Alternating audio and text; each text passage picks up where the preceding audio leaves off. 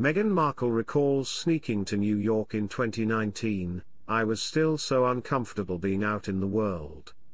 Still a working royal 5 years ago, the Duchess of Sussex recently shared the place that made her feel safe while in N.Y.C.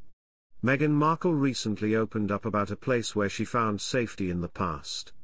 While speaking on September 7 at Godmothers, a bookstore near her home in Montecito, California, Meghan reflected on the last time she popped into a bookstore, this time in New York City in 2019, while still a working royal.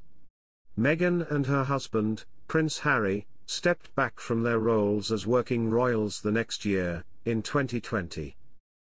Hello viewers, please remember to subscribe and click on the notifications bell icon, so you will be notified whenever we upload new cookies about the British royal family.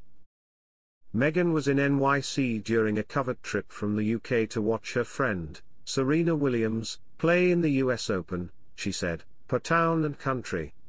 Before anyone could figure out she was in town, she went for a walk to a bookstore. "For me, sneaking to New York 5 years ago was a really big deal," the Duchess of Sussex, 43, told a crowd, describing how she put on a cap and kept her head down. "I was still so uncomfortable being out in the world. The safety of what I was craving, I knew I could find in a bookstore." Meghan spoke at Godmother's opening weekend, a bookstore opened by literary agent Jennifer Rudolph Walsh and cosmetics mogul Victoria Jackson.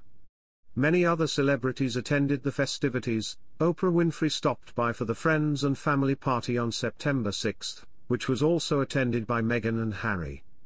When asked if he had a book recommendation, the Duke of Sussex, 39, silently pointed to his memoir, Spare, on display in the store.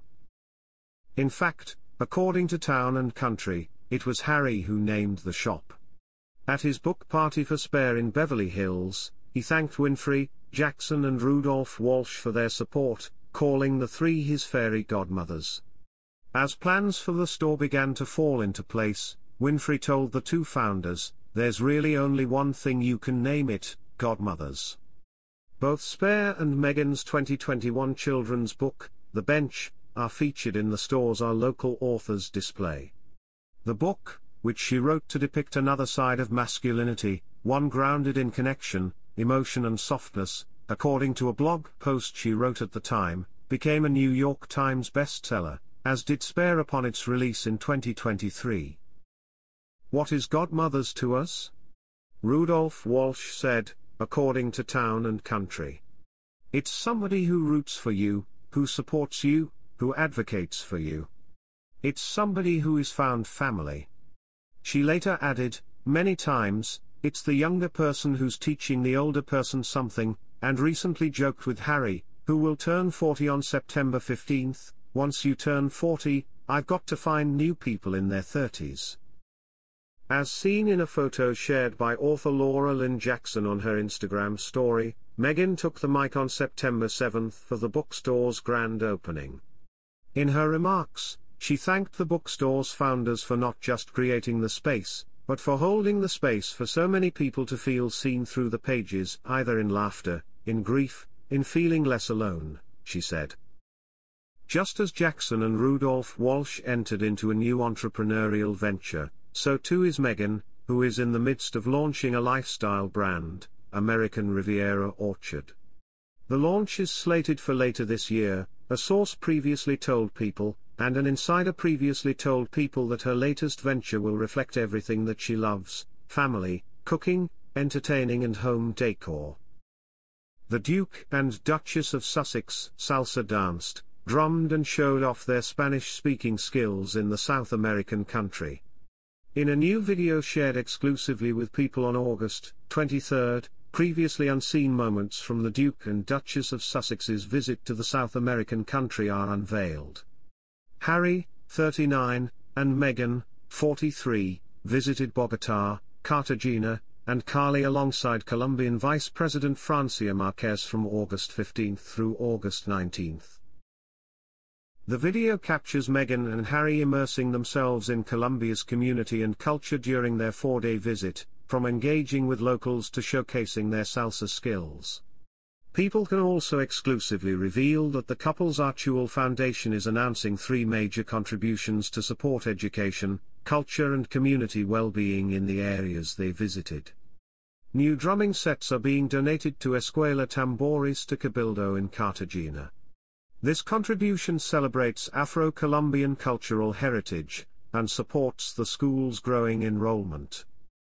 In San Basilio de Palenque, the foundation will invest in critical needs for the community, which carry such deep historical and cultural significance. The foundation will help provide local children with a secure environment to explore, learn and connect. The Archie Foundation is also supporting the expansion of the socio-emotional gym program at Colegio La Giralda. This initiative, which promotes emotional resilience, conflict resolution, and peace, highlights the Foundation's commitment to social-emotional learning, and its impact on building stronger communities. Harry and Meghan began their trip in Bogotá on August 15 with an official welcome from the Vice President over coffee, tea and traditional pan de bono, Colombian cheese bread.